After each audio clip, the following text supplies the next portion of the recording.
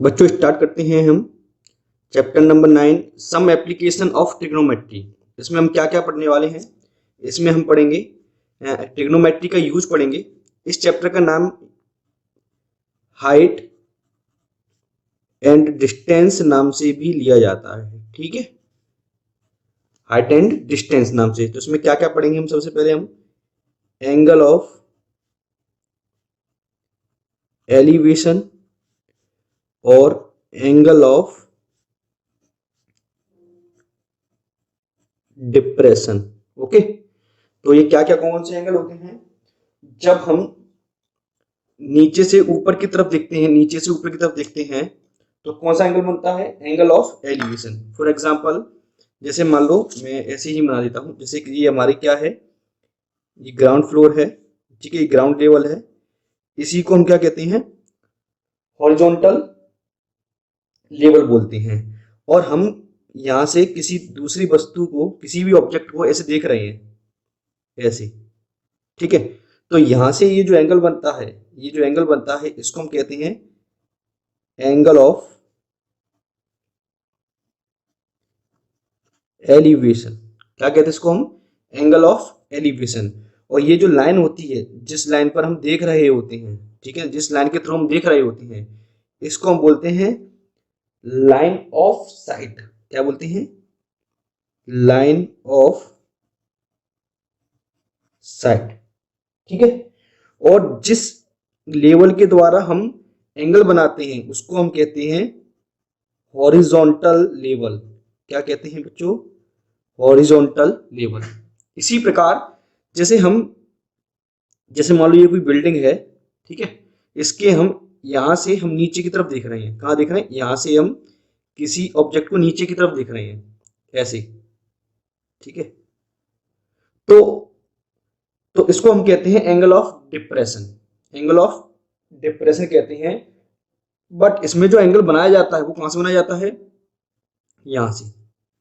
कहां से बनाया जाता है? यहां से। मतलब ये जो अपना जो ग्राउंड फ्लोर है ना, इसके लेवल में जो इसके पैरेलल जो लाइन होती है, वहां से, मतलब ऊपर से जो नीचे की तरफ जो एंगल बनाया जाता है उसको हम कहते हैं एंगल ऑफ डिप्रेशन।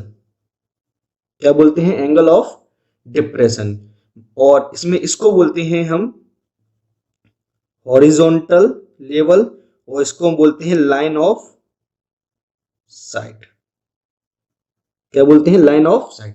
मतलब यह है, जिस लाइन के थ्रू हम देख रहे होते हैं उसको हम बोलते हैं लाइन ऑफ साइट, और जिस लेवल में हम एंगल नापते हैं उसको बोलते हैं हॉरिजॉन्टल लेवल। जैसे यहां से हम इस लाइन से नाप रहे थे तो इसको कहते हैं हॉरिजॉन्टल लेवल, यहां से हम ऊपर वाली लाइन से नाप रहे हैं इसलिए इसको कहते हैं हॉरिजॉन्टल लेवल। ठीक है, और ट्रिग्नोमेट्री का यूज कैसे होगा वो हम आगे देखेंगे। जैसे कि हमारे पास फॉर्मूले है साइन का, कॉस का, टेन का, तो ये फॉर्मूले हम यूज करके करेंगे। ठीक है, तो अब हम बढ़ते हैं क्वेश्चन नंबर 1 की तरफ। ठीक है, क्या है देखते हैं। तो पहला क्वेश्चन है, ए टावर स्टैंड्स वर्टिकली।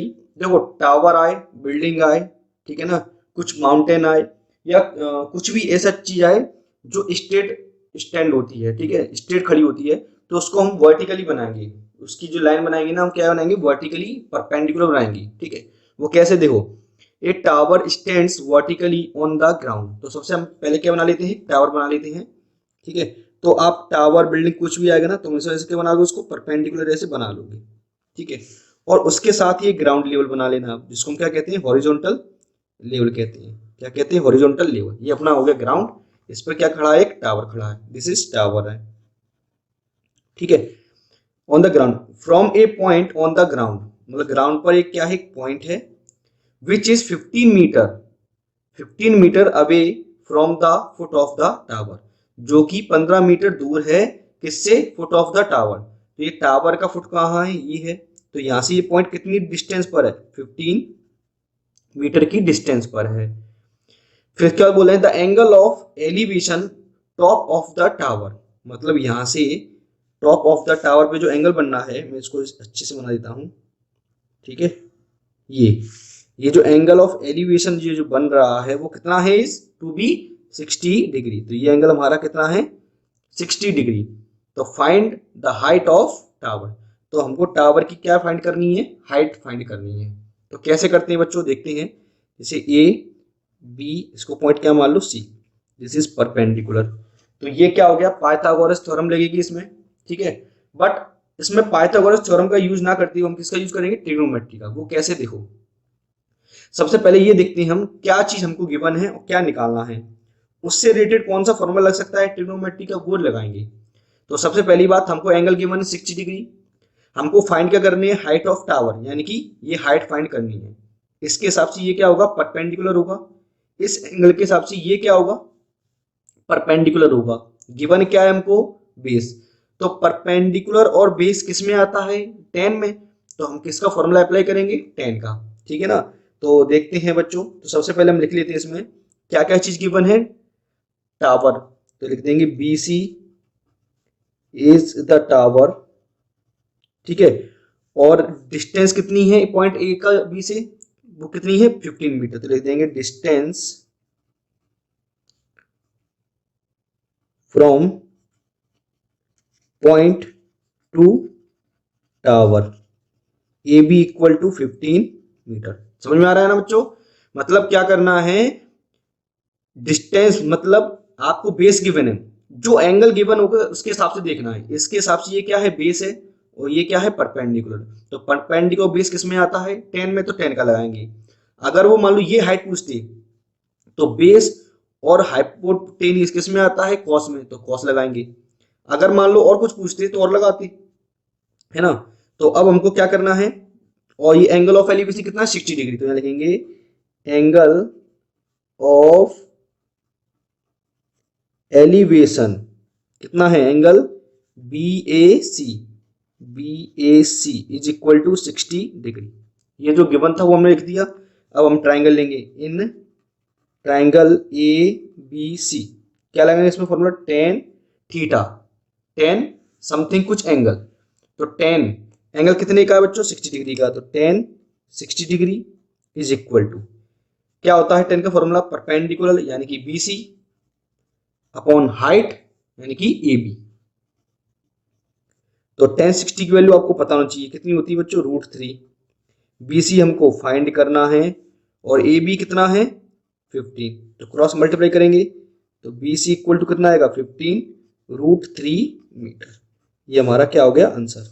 तो टावर की हाइट कितनी होगी 15 √3। तो लिख देंगे लास्ट में therefore height of tower is 15 √3 metre. ये आंसर हो गया, ठीक है ना बच्चों। तो ऐसे करना है और ध्यान ये रखना है अगर √3 की वैल्यू दी जाएगी अगर क्वेश्चन में तो ही पुट करना है, नहीं तो ऐसे ही छोड़ देना है। ओके, तो हमारा ये आंसर हो गया, सिंपल क्वेश्चन था, है ना। तो ध्यान ये रखना है जो हाइपोटेनियस बेस परपेंडिकुलर जिसकी जरूरत पड़ेगी उसी हिसाब से हम क्या लगाएंगे, यहाँ पर फॉर्मूला लगाएंगे। ओके, तो बढ़ते हैं हम अगले क्वेश्चन की तरफ। Question number 2। क्वेश्चन नंबर 2 क्या है, a tree breaks due to storm and broken part bend, bend माने मुरझाता, ठीक है ना, so that the top of the tree touches the ground. मतलब क्या हो रहा है, एक ट्री है वो क्या होता है टूट जाता है, ठीक है, तूफान की वजह से। तो जो ब्रोकन पार्ट है वो क्या हो जाता है, उसका मुड़ जाता है। सो that the top of the tree, जो उसका ऊपर का हिस्सा होता है वो कहाँ होता है, ग्राउंड पे क्या हो जाता है, टच हो जाता है। अब देखो कैसे बनाएंगे इसको, देखो ध्यान से देखना। जैसे मान लो एक ट्री था, ठीक है, दिस इज ट्री, ये हो गया अपना ट्री। अब क्या हुआ है इसमें, ध्यान से देखना इसको, जैसे मैंने पॉइंट वाले ए, ये हो गया बी। अब ये यहां से क्या हो गया है, मान लो टूट गया है इस पॉइंट से। तो ये जो हिस्सा है ना वो गिर के कहाँ गया है, नीचे टच हो गया है, यानी कैसे आ गया, ऐसे आ गया,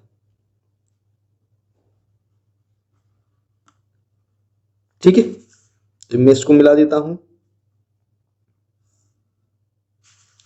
तो लेट से इसको क्या मान लिया डी। अब क्या हुआ इसमें, ये जो ट्री था ए बी वो यहां से टूटकर ये इसका ग्राउंड इसका गिर पड़ा है, तो ये कहां पे टच हो गया, ग्राउंड पर। अब वो कह रहे हैं ground making an angle 30 degree with it, और जो कितना एंगल बनाता है इसके साथ 30 डिग्री का क्या बनाता है, एंगल बनाता है। इसके बाद the distance between the foot of the tree, foot of the tree कहां है, ये पॉइंट है, to the point where the top touches the ground, और जो ग्राउंड पर जो पॉइंट टच कर रहा है वहां की डिस्टेंस कितनी है, इज 8 मीटर। तो यहां से यहां तक की डिस्टेंस कितनी है बच्चों, 8 मीटर। अब हमको क्या फाइंड करना है, find the height of the tree. हमको क्या फाइंड करना है, हाइट ऑफ द ट्री। मतलब ये हुआ है कि ये जो ट्री था वो यहाँ से टूटा है, ये पॉइंट यहाँ पर आके टच हो गया है, ऐसे ऐसे मुड़ गया है। फिर ये जो टॉप ऑफ द ट्री है और ये जो फुट ऑफ द ट्री है, यहाँ के बीच की डिस्टेंस कितनी है, 8 मीटर। तो हमको फाइंड करना हाइट ऑफ द ट्री। अब देखो हाइट ऑफ द ट्री कैसे फाइंड करेंगे, देखो बच्चों ध्यान से। अब हाइट मतलब हमें ट्री कितना है हमारा, ए से लेकर बी तक है, तो हाइट क्या होगी ट्री की, ए सी प्लस सी बी। ठीक है ना, तो यहाँ लिखेंगे हाइट ऑफ ट्री क्या होगा, A B is equal to, किसके इक्वल होगी, A C plus C B, A C plus C B. और सी बी किसके इक्वल होगा, सी डी के, क्योंकि यही हिस्सा तो यहाँ के गिर गया है। तो ए सी प्लस सी डी। तो कुल मिलाकर हमको ए सी फाइंड करना है, एक बार ए सी फाइंड करना है और सी डी फाइंड करना है। अब कैसे करेंगे, देखो मैंने क्या बोला था, जो एंगल गिवन होगा उसके हिसाब से, क्या क्या चीज गिवन है उसके हिसाब से फॉर्मूला लगाएंगे। ठीक है ना, मतलब अब ये बताओ, हमको एंगल गिवन है 30 डिग्री, हमको AC फाइंड करना है, यानी कि परपेंडिकुलर फाइंड करना है।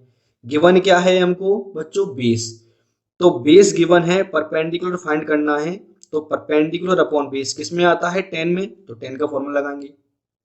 इसके बाद हमको CD भी फाइंड करना है, CD भी फाइंड करना है। तो CD यानी हाइपोटेनियस, और ये क्या है, बेस। तो बेस अपॉन हाइपोटेनियस किस में आता है बच्चों, कॉस में, तो कॉस का भी लगाएंगे। मतलब जितनी साइड की आवश्यकता होगी उतनी फॉर्मूले लगाने होंगे। ठीक है, तो अब इसमें एक एंगल ऑफ एलिवेशन लिख देते हैं, एंगल ऑफ एलिवेशन, एंगल कितना है, ADC, ADC is equal to 30 degree.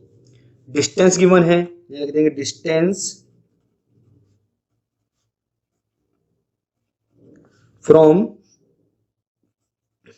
Foot of tree to top of tree कितना होगा, AD इक्वल टू 8 मीटर। ठीक है, चलिए अब हम बढ़ते हैं। सबसे पहले ट्राइंगल लेंगे ना, इन ट्राइंगल DAC, DAC। तो सबसे पहले कौन सा फॉर्मूला लगाएंगे, टेन वाला। तो टेन 30 डिग्री, टेन टेन लगाया हमने, और 30 डिग्री क्यों, क्योंकि एंगल 30 डिग्री की बन है। टेन का फॉर्मूला क्या होता है, परपेंडिकुलर, परपेंडिकुलर यानी कि AC upon base AD। Tan 30 की value 1 upon √3 equal to AC हमको फाइंड करना है, AD कितना है 8, तो क्रॉस मल्टीप्लाई कर लो। ठीक है, तो क्या आएगा, ये 8 आएगा, यहाँ आएगा। ठीक है ना, तो AC इज इक्वल टू कितना आएगा, √3 अपॉन 8। ये आएगा, नहीं सॉरी गलत हो गया, मैं यही लिख देता हूँ, एक मिनट थोड़ा बच्चों रुकना। अब ठीक है ना, AC इक्वल टू, देखो AC तो यही रहेगा, 8 का मल्टीप्लाई यहाँ होगा, तो 8 बन जाए 8 अपॉन √3 मीटर। ठीक है, आप चाहो तो यहाँ पर रिसलेशन भी कर सकते हो, पर अपन बाद में कर लेंगे। ओके, तो AC कितना आ गया, 8 अपॉन √3। इसी के साथ में मैं साइड में फाइंड कर रहा हूं। अब कौन सा लगाएंगे, हमको क्या फाइंड करना है, अब AC निकल आया, अब क्या निकालेंगे, CD। तो CD क्या है, हाइपोटेनियस, ये क्या है, बेस। तो कौन सा फॉर्मूला आएंगे, कॉस का। तो cos 30 degree is equal to base upon hypotenuse CD। Cos 30 की वैल्यू √3/2। ठीक है, कॉस 30 की वैल्यू √3/2।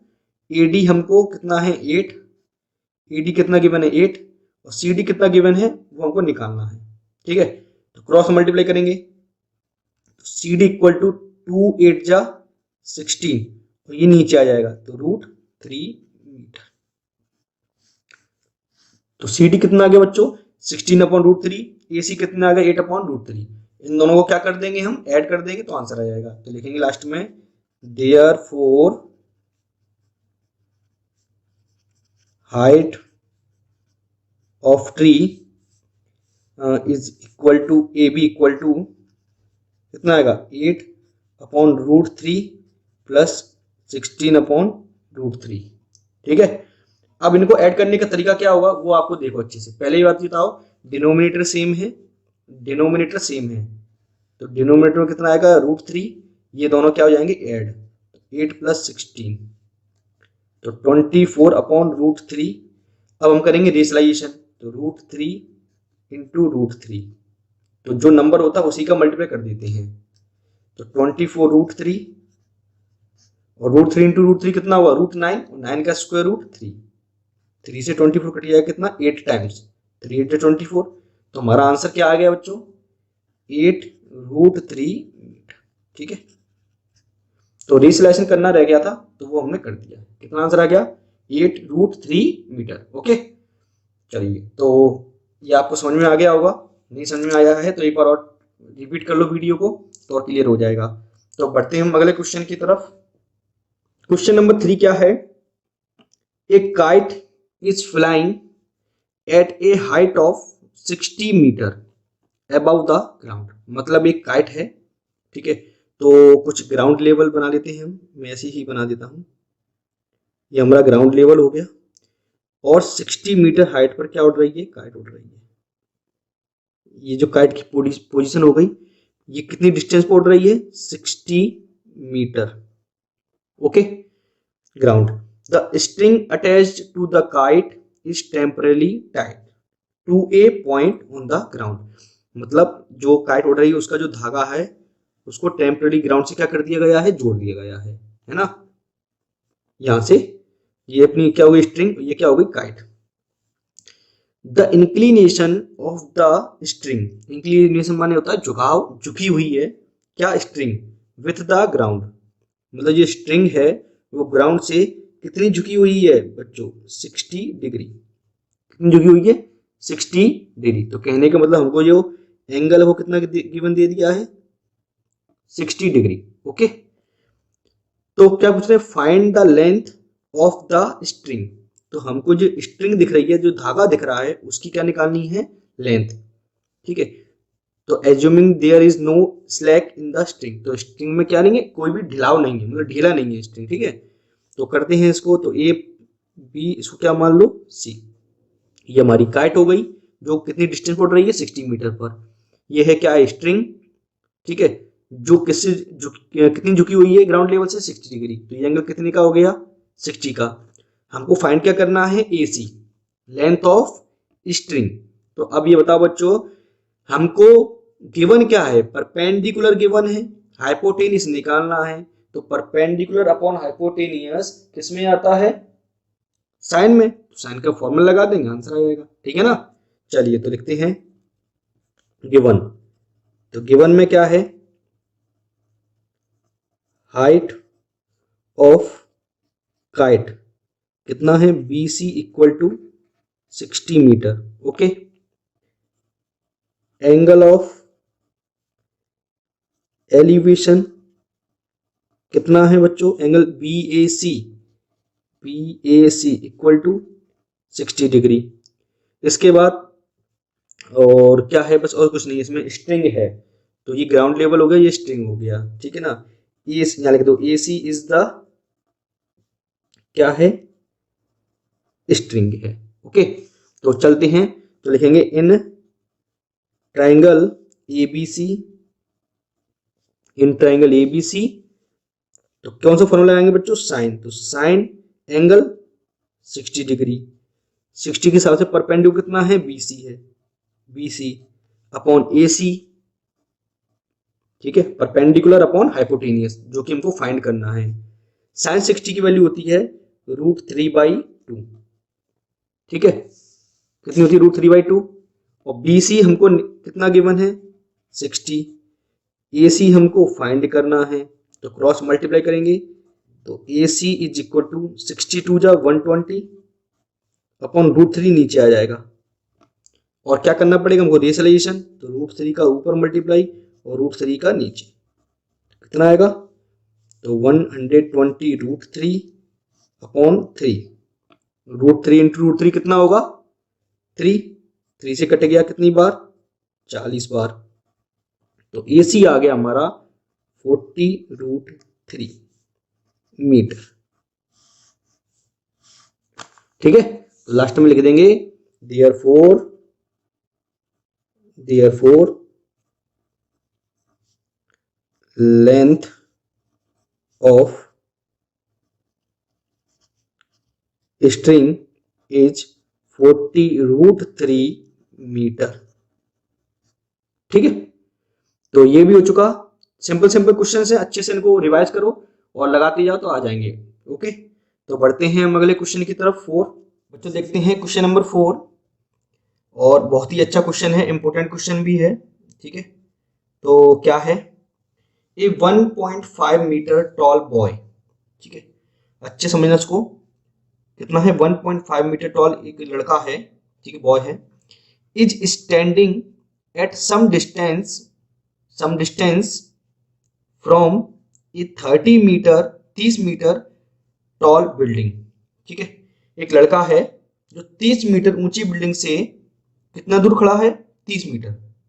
ठीक है, 1.5 मीटर टॉल लड़का है जो 30 मीटर बिल्डिंग से कुछ दूरी पर खड़ा है, सम डिस्टेंस पर। ठीक है, तो जैसे कि हमने मान लिया, मैं आपको अच्छे से डायग्राम बना के बताता हूं।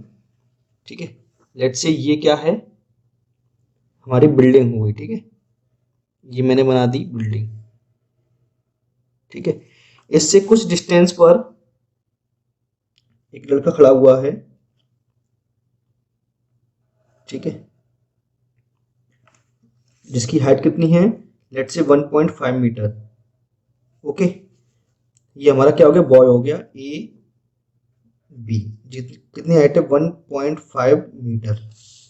ठीक है, अब क्या कह रहे हैं वो, the angle of elevation from his eye to the top of building.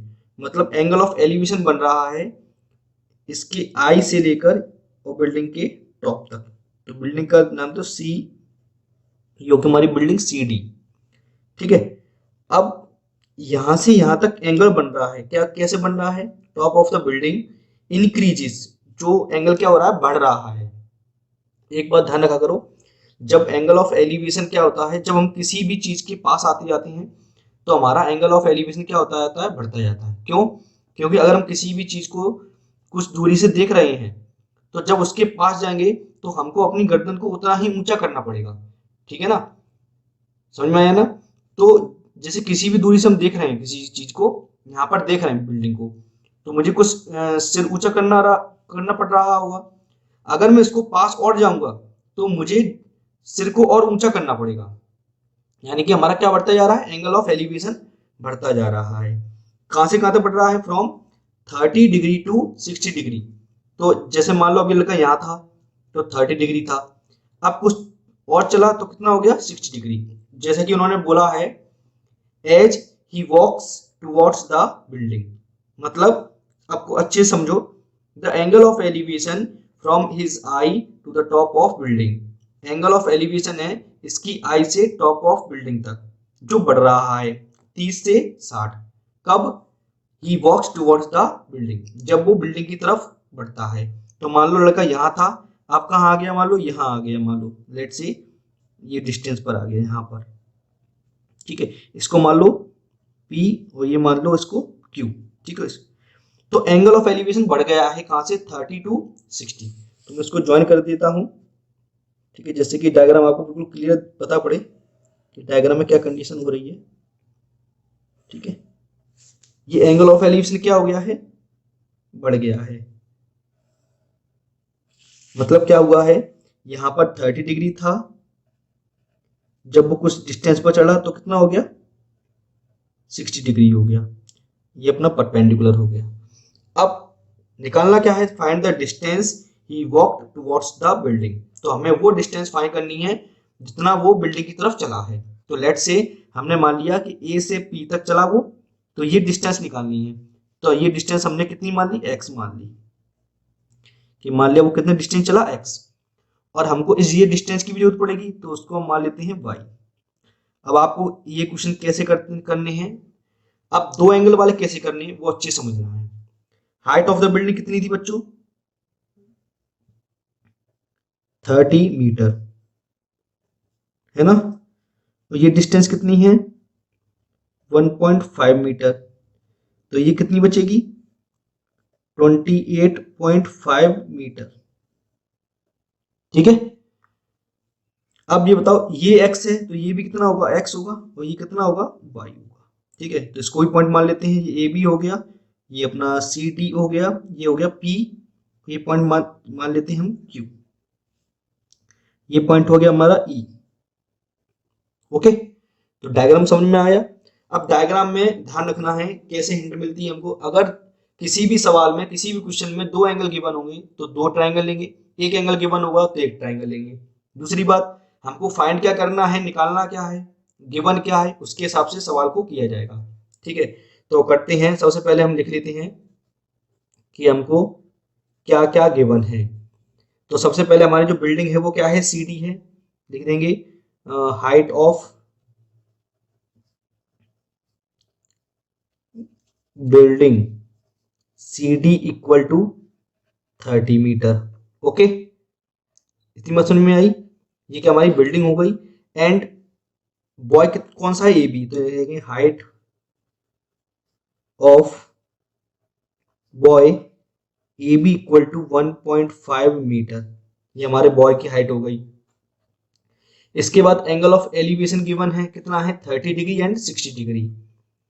ठीक है, इसके बाद एक चीज और है, ये हमने कितना माना है x, तो यहाँ लिखेंगे let he goes y metre, है ना, देखेंगे लेट, ये मान लेते हैं let he goes x metre from point A to P।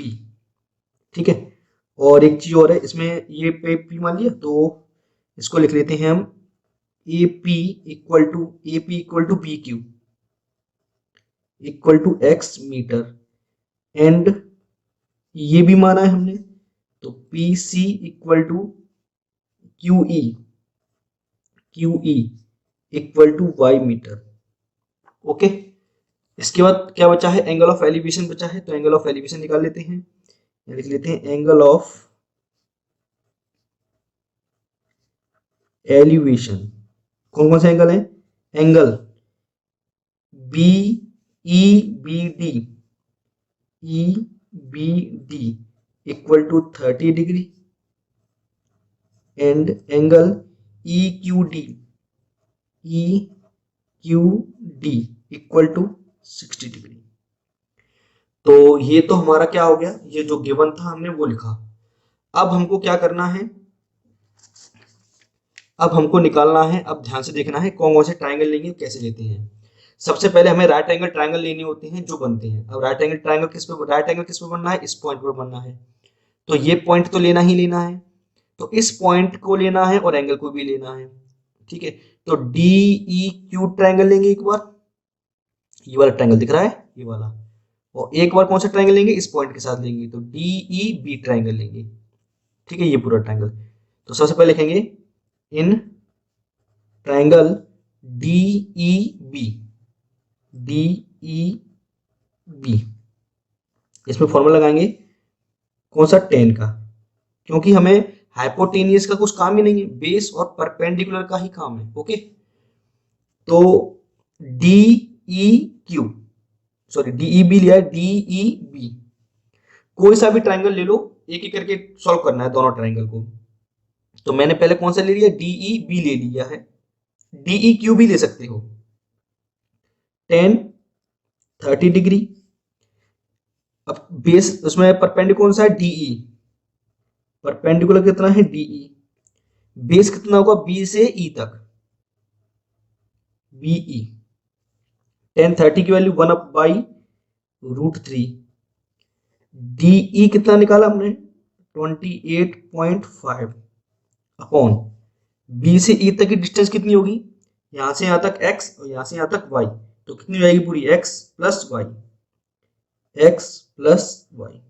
Cross multiply कर लो, तो x plus y equal to 28.5√3।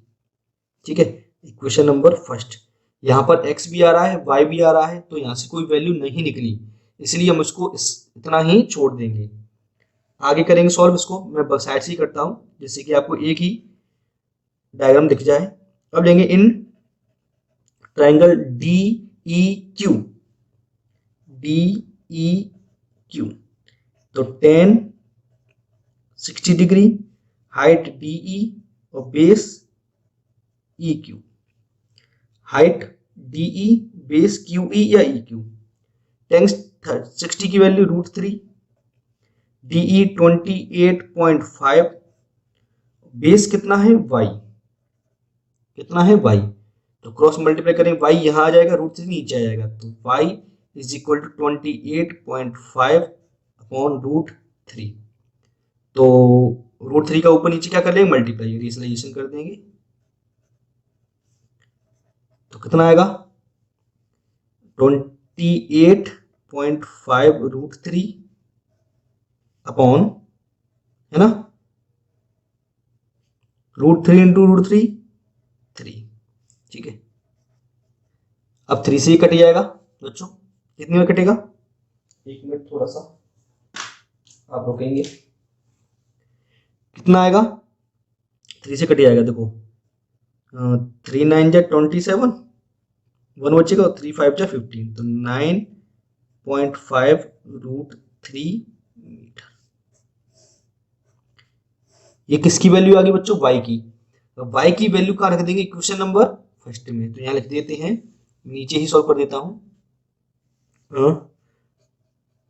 Put the value of y in equation number 1, ठीक है। अगर आप पहले ये वाला ट्रायंगल ले ले तो y की वैल्यू निकल आती, उसमें रख देते, आप ये ले लोगे ट्रायंगल तो इसमें रख देंगे, एक ही बात है, ट्रायंगल दोनों लेने हैं एक एक करके दोनों, ठीक है। तो लिखते हैं हम इसमें रखेंगे, ठीक है, इसमें तो x प्लस y की जगह 9.5 √3 equal to 28.5 √3, then x equal to 28.5 √3 minus 9.5 √3, x equal to, minus कर देंगे, देखो 0.5 से 0.5 कट जाएगा, और 28 माइनस 9 कितना आएगा 19, तो 19 √3 मीटर, तो ये हमारा क्या हो गया आंसर। तो कितना डिस्टेंस चला होगा, 19 √3 मीटर डिस्टेंस चला होगा, तो लिख देंगे लास्ट में हेंस या देयरफॉर लिख के, देयरफॉर ही वॉक्ड, क्या लिख देंगे, ही वॉक्ड, क्या पूछा था, the distance he walk towards the building, तो डिस्टेंस लिख देते हैं, कोई दिक्कत नहीं है, लिख देंगे द डिस्टेंस इज 19 √3 मीटर, ठीक है। तो कितना डिस्टेंस चला होगा 19 √3 मीटर, डिस्टेंस इज 19 √3 मीटर, ठीक है, ओके। तो ये हमारा क्या हो गया बच्चों, आंसर हो गया, क्लियर। तो ये ध्यान रखना है, जो दो ट्रायंगल लेंगे उन दोनों ट्रायंगल को लेना है एक करके, ट्रायंगल को लेने के बाद फिर जो जिससे वैल्यू निकल आए, ठीक है, तो वैल्यू वहां छोड़ देंगे, और नहीं निकले तो उसको इक्वेशन नंबर 1 दे देंगे, ओके। चलिए बढ़ते हैं हम अगले क्वेश्चन की तरफ, 5 बच्चों देखते हैं question number 5, the angle of elevation of the top of A building, देखो एंगल ऑफ एलिवेशन गिवन है हमको, top of A building from the foot of the tower, तो हमारे पास दो चीजें हैं, एक बिल्डिंग है और एक टावर है, सॉरी बच्चों गलती से हो गई, ये फुट है यहाँ पर, है ना, फुट, ठीक है ना, फुट मीन्स पैर, टॉप यानी कि उसका ऊपर हिस्सा, तो हमारे पास दो चीजें, बिल्डिंग है और क्या है, एक हमारे पास टावर है, तो मैं दोनों बना देता हूं आपके सामने बच्चों, देखो एक तो हम बना देते हैं बिल्डिंग बना देते हैं, और एक बना देता हूं आपके सामने टावर, पर ध्यान ये रखना है बच्चों आपको, कौन बड़ा होगा कौन छोटा होगा इसका डिसाइड अभी करते हैं, थोड़ा ध्यान से देखना है,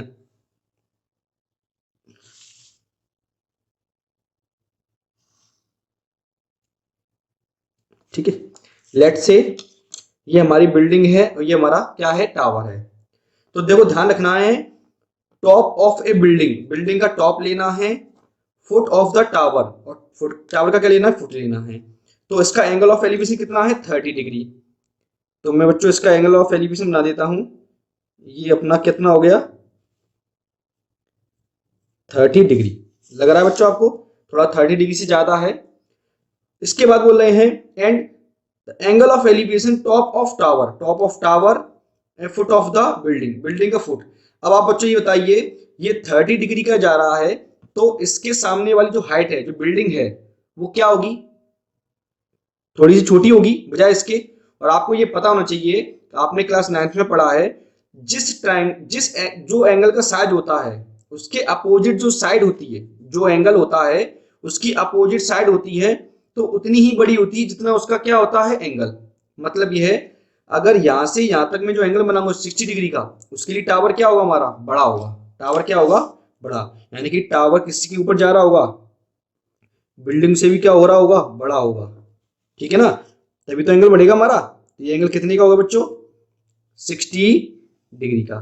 ठीक है, थोड़ा बच्चों गलती हो सकती है क्योंकि ये 30 डिग्री का नहीं लग रहा है, 30 डिग्री से थोड़ा छोटा है। तो ये कितने का एंगल लेंगे हम, 60 डिग्री का। पर हमको सिर्फ डायग्राम से मतलब है। यहाँ देते हैं ए, इसको नाम दे देते हैं बी, सी, और ये हो गया डी। ये आपकी क्या हो गई, बिल्डिंग हो गई। ठीक है, दिस इज टावर। ओके, अब वो बोल रहे हैं if the tower is 50 metre high, और टावर की हाइट कितनी है, 50 मीटर। ओके बच्चों, टावर की हाइट कितनी है, 50 metre. Then find the height of building. तो बिल्डिंग की हम कितनी मान लेते हैं, हम एच सपोज कर लेते हैं। ओके, ठीक है। अब हमको इसकी डिस्टेंस की भी जरूरत पड़ेगी, इसलिए इसको क्या मान लेते हैं, एक्स मान लेते हैं। ओके, क्योंकि परपेंडिकुलर अपॉन हाइट आएगा ना, तो उसकी ये क्या मान लेता हूं मैं, x.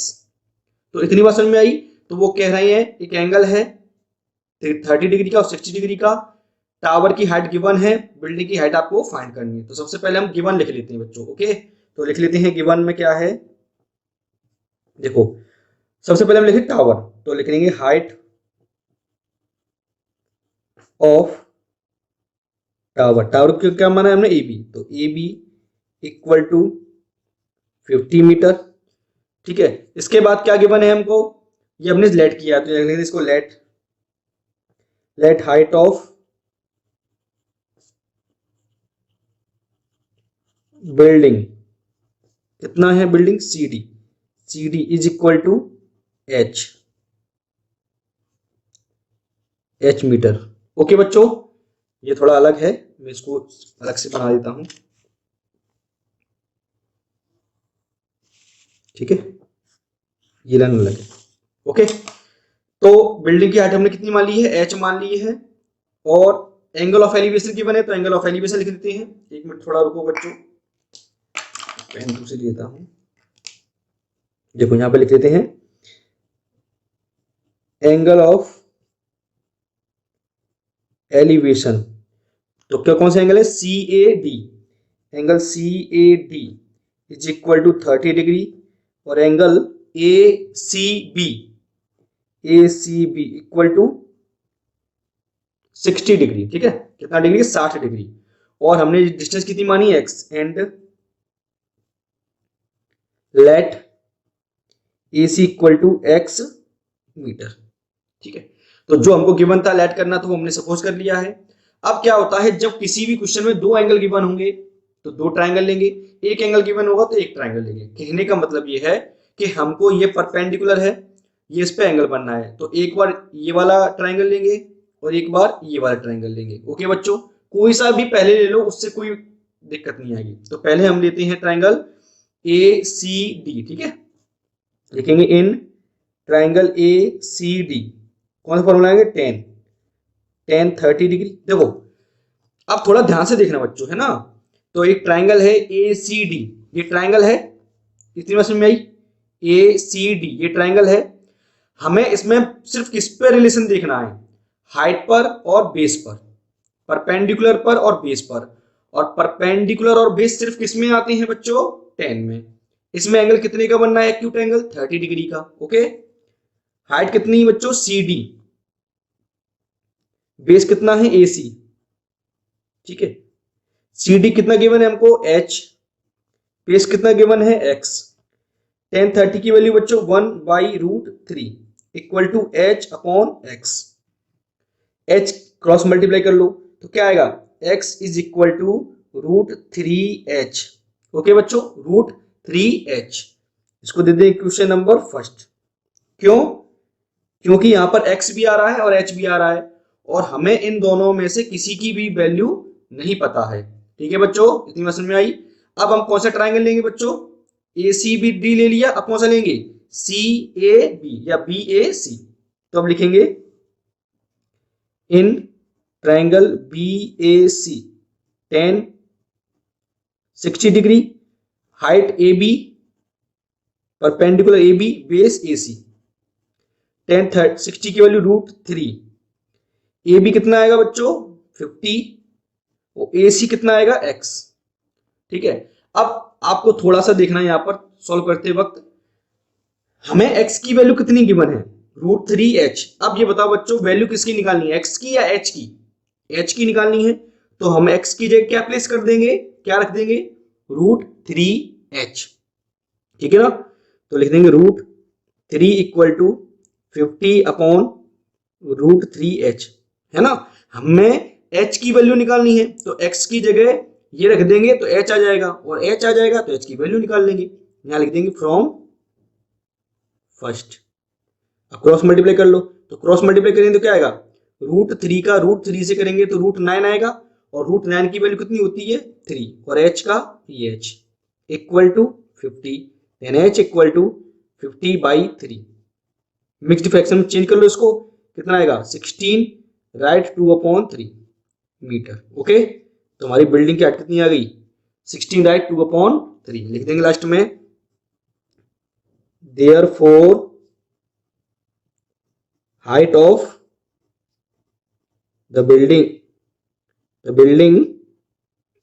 is 16 right 2/3 metre. Okay, ये हमारा आंसर हो गया। समझ में आया ना बच्चों, अगर कोई दिक्कत आ रही है एक बार रिपीट और कर लो वीडियो को तो क्लियर हो जाएगा। ठीक है, तो बढ़ते हैं अगले क्वेश्चन की तरफ। क्वेश्चन नंबर 6 है, two poles of equal heights, दो पोल हैं, ठीक है ना, खंबे होते हैं ना, वही उसी की बात हो रही है, of equal heights are standing opposite each other on either side of the road। मतलब एक रोड है बीच में, ठीक है, उसके इक्वल दोनों साइड इक्वल हाइट के क्या खड़े हो गए, दो पोल। तो मैं दो पोल बना देता हूं बच्चों, देखो ऐसे है, ये हमारे क्या हो गए, दो पोल हो गए इक्वल हाइट के। ठीक है, इसके बीच में कोई एक रोड है, ऐसे कोई रोड होगी। ठीक है बच्चों, थोड़ा समझना, रोड एक्चुअल में ऐसे नहीं है, रोड एक्चुअल में ऐसे जा रही है, ठीक है ना, ऐसे। ठीक है ना, मैं थोड़ा सा आपको बताऊं, जैसे यहां पर अलग से बताऊं, अलग से आपको देखो नीचे बताता हूं आपको। रोड एक्चुअल में एक कोई रोड ऐसे जा रही होगी, ठीक है ना, ऐसे, उसके एक साइड में पोल ऐसे खड़ा हुआ है, एक साइड में पोल ऐसे खड़ा हुआ है। ओके, क्लियर ना, ये रोड है, इसके एक तरफ यहां खड़ा हुआ, एक तरफ यहां खड़ा हुआ पोल इक्वल हाइट का। ठीक है, तो ये हमारी रोड हो गई। अब बोला है विच इज 80 मीटर वाइड, तो ये जो रोड की चौड़ाई है वो कितनी है बच्चों, कितनी है 80 मीटर। ठीक है, इसको मान लेते हैं हम A, इसको B, इसको C और इसको D। ओके, आगे बढ़ते हैं।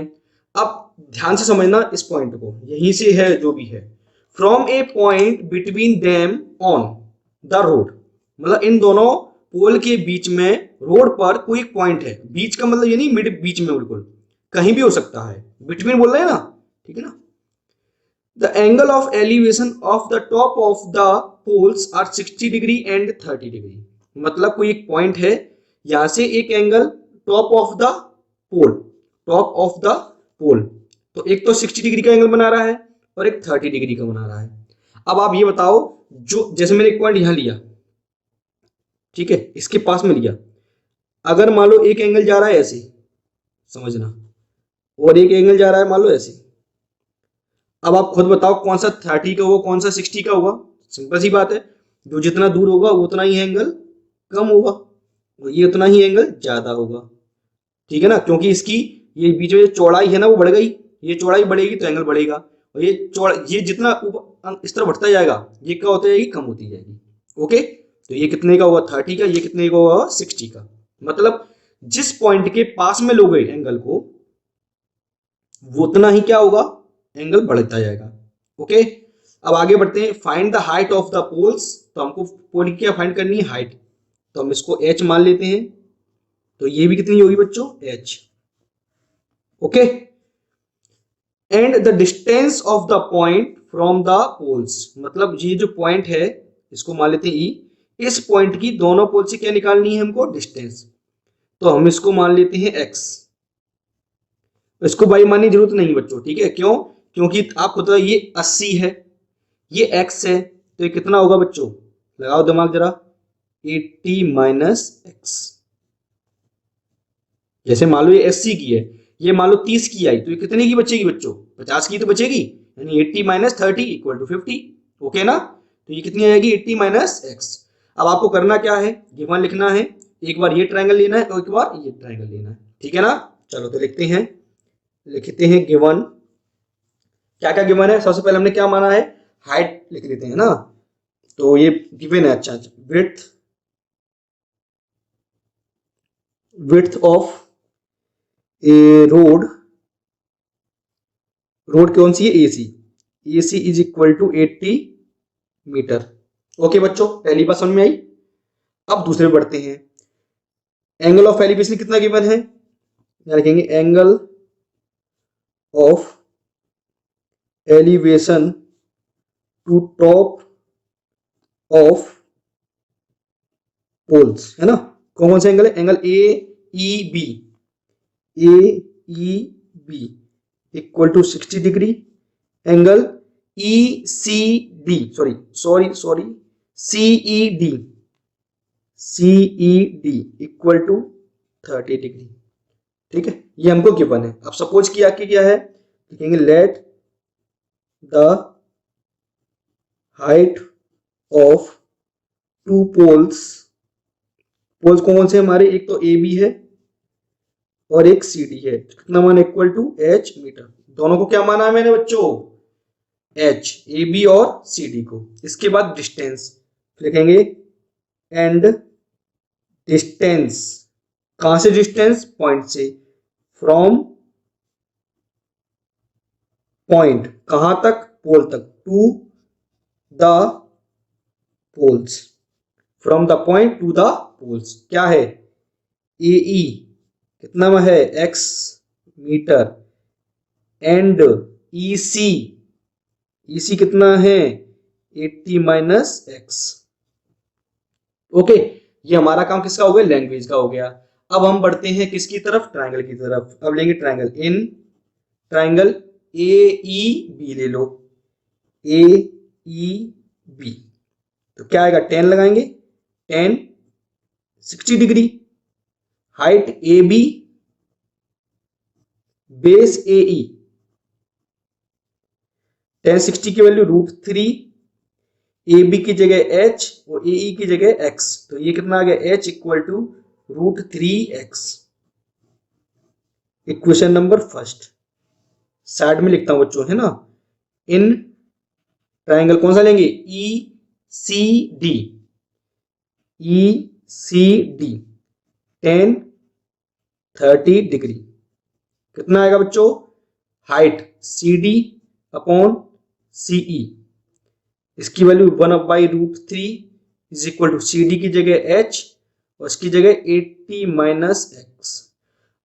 अब आप बच्चों थोड़ा सा कंफ्यूज ऐसे हो सकते हैं कि सर आपने ये वाला ट्रायंगल लिया है कि हम ये कौन सा लें, कोई दिक्कत नहीं है, अगर आप ये वाला ट्रायंगल लेते हो या आप पहले ये लेते हो उससे कोई प्रॉब्लम नहीं है। अगर किसी से वैल्यू निकल आए तो ठीक है, नहीं निकले तो उसको दे देना इक्वेशन नंबर फर्स्ट। अगर मान लो आप पहले इक्वेशन ये लेते तो कोई बात नहीं है, वैल्यू निकले तो ठीक है, नहीं निकले तो उसको इक्वेशन देकर वहीं पर छोड़ दो। तो क्रॉस मल्टीप्लाई कर लूं बच्चों, तो क्रॉस मल्टीप्लाई करते हैं, कितना आएगा 80 माइनस एक्स, √3 का h से करें तो कितना आएगा √3h। अब h की वैल्यू कितनी है √3x, तो इस h की जगह क्या रख दूंगा, √3x। तो 80 minus x is equal to √3 और इंटू h की जगह √3x। कहां से रखी है मैंने, फ्रॉम फर्स्ट। ठीक है ना। अब आगे करते हैं, 80 minus x equal to √3 multiply √3 कितना आएगा बच्चों, 3x माइनस एक्स, यहां के कितना हो जाएगा बच्चों, प्लस एक्स। तो x और 3x कितना हो जाएगा बच्चों, 4x। लिख दूं ना, 4 का डिवाइड देंगे 80 में तो x इक्वल टू कितना आएगा, 20 मीटर, है ना। अब इस x की वैल्यू को रख देता हूं इक्वेशन नंबर फर्स्ट में, तो h की वैल्यू भी आ जाएगी। तो लिख देंगे फ्रॉम 1 h इक्वल टू 20 √3। ये तो √3 है, x की है क्या लिख दिया है 20, तो 20 पहले लिखेंगे, √3 बाद में। तो h की वैल्यू भी कितनी आ गई बच्चों, 20 √3। ठीक है। अब आपको बस लास्ट लाइन लिखनी है, थोड़ा ध्यान से देखना बच्चों, है ना। Therefore height of poles is 20 √3 metre and, एक तो आंसर ये हो गया, distance from the point to the poles are, distance is from the point to the poles कौन सी होंगी, एक तो 20 मीटर होगी बच्चों एंड 20 मीटर होगी ना, ये कितनी होगी 80 माइनस एक्स, 80 माइनस एक्स यानी कितनी आएगी 80 माइनस 20 कितना होता है बच्चों 60, तो 60 मीटर। ये हमारा क्या हो गया बच्चों, आंसर हो गया, है ना।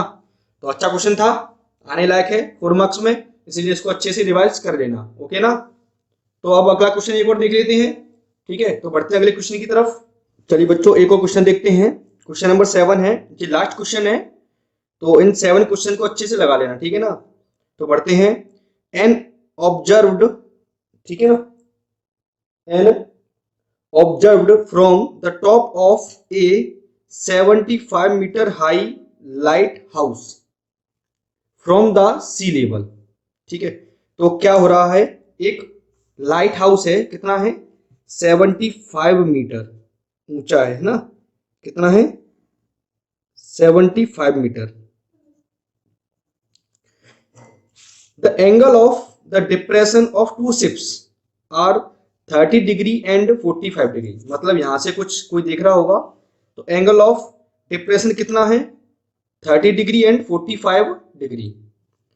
इसके बाद बोला है कितनी शिप्स हैं, 2 शिप्स हैं। If one of ships is exactly, देखो यहां पर ये सी लेवल होगा, ये क्या है सी लेवल होगा। अब आगे क्या कर रहे हैं, if the one ship is exactly behind the other on the same side, मतलब क्या हो रहा है, एक one ship is exactly behind the other, मतलब एक जो शिप है ना वो जस्ट उसके क्या है पीछे है, on the same side of the light house, और लाइट हाउस के एक ही तरफ है, मतलब जैसे ये लाइट हाउस है इसके इस तरफ भी सी होगा, इस तरफ भी सी होगा, पर ध्यान का देना है लाइट हाउस के एक ही तरफ दोनों शिप्स हैं, और शिप्स कैसे बने हुए हैं, एक के पीछे दूसरा है। ओके, समझ में आया ना। तो क्या करेंगे हम, देखो ध्यान से, तो ये मैंने सी लेवल ले लिया है, इसके एक तरफ मान लो ये शिप, एक शिप यहाँ है और एक शिप यहाँ है, तो इसके लेकिन एंगल कौन सा बनना है, एंगल ऑफ डिप्रेशन है। तो एंगल ऑफ डिप्रेशन बनाते कैसे हैं उसका तरीका देखो। सबसे पहले तो एक जैसे मैंने एक बना लिया, एक मैंने पहले इसको ज्वाइन कर दिया, ओके, इसको इससे ज्वाइन कर दिया। एंगल ऑफ डिप्रेशन बनाते कैसे वो देखो आप, बस एंगल ऑफ डिप्रेशन बनाते वक्त जैसे एंगल ऑफ एलिवेशन दिया होता तो मैं यहां बना देता, लेकिन डिप्रेशन बनाने के लिए आपको ये जो सी लेवल है इसके पैरेलल एक लाइन ड्रॉ करनी होती है, उसके हिसाब से देखा जाता है एंगल ऑफ डिप्रेशन। तो इसको मैं डॉटेड लाइन बना देता हूं, ठीक है। अब एंगल ऑफ डिप्रेशन कैसे होगा, खुद दिख रहा है, ये कितने का होगा एंगल 30 डिग्री का, और ये एंगल कितने का होगा 45 डिग्री का। अब आपको पता होगा जेड बनना है, ये लाइन इसकी पैरेलल है, तो देखो ये जो जेड बनेगा इससे, देखा ना क्या हुआ है, यहाँ से ऐसे जा रहा है लाइन, इससे ये जेड बन रही है, लेकिन इस लाइन पर कौन सा एंगल बनना है 30 डिग्री का, तो ये भी एंगल कितने का होगा 30 डिग्री का। ऐसे ही इस लाइन पर कौन सा एंगल बनना है 45 का, तो ये भी एंगल कितने का बनेगा 45 डिग्री का, है ना, क्योंकि हमको ट्राइंगल तो ये दोनों लेने हैं। ठीक है, तो चलो इसको मान लेते हैं ए बी, इसको मान लो सी और ये डी। अच्छा, अब हमको निकालना क्या है, हमको निकालना ये है find the distance between the two ships, इन दोनों के बीच की क्या निकालनी है डिस्टेंस, तो उसको हम क्या मान लेते हैं x। तो लेट से इनकी बीच डिस्टेंस कितनी है x, इसको क्या मान लेते हैं y, काम देगा। ये हमारा 75 तो गिवन पहले से है, ठीक है ना, तो इतना समझ में आया। तो लिख लेते हैं हम इसको, सबसे पहले लिख लेते हैं गिवन। गिवन क्या है, गिवन ये है कि लाइट हाउस की क्या दी गई है हाइट, तो लिख लेते हैं height of a lighthouse कितना है, A B equal to 75 metre, ठीक है ना, कोई दिक्कत नहीं है।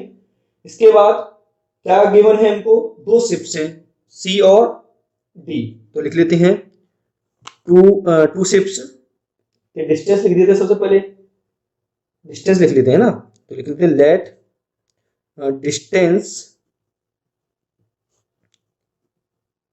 बिटवीन टू शिप्स क्या है, शिप्स क्या है डी सी है ना या सी डी, तो C D equal to X and इसको भी लिख देते हैं A C equal to Y, ये एक्स और ये क्या हो गया वाई।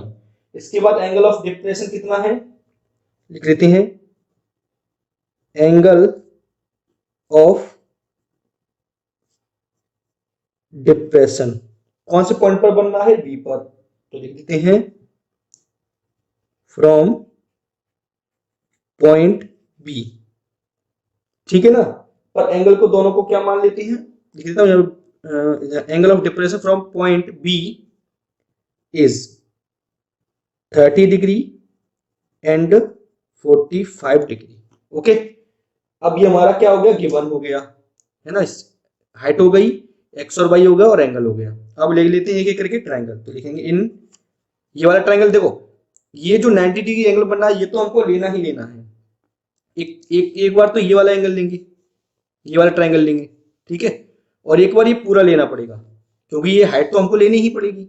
लिखेंगे in triangle C A B या B A C, C A B क्या लगाएंगे 1045 डिग्री, 1045, हाइट कितनी है ए बी, बेस कितना है ए सी, तो 1045 की वैल्यू 1, ए बी कितना है 75 और वाई कितना, ये कितना है वाई, तो वाई इक्वल टू कितना आएगा 75 मीटर, ठीक है।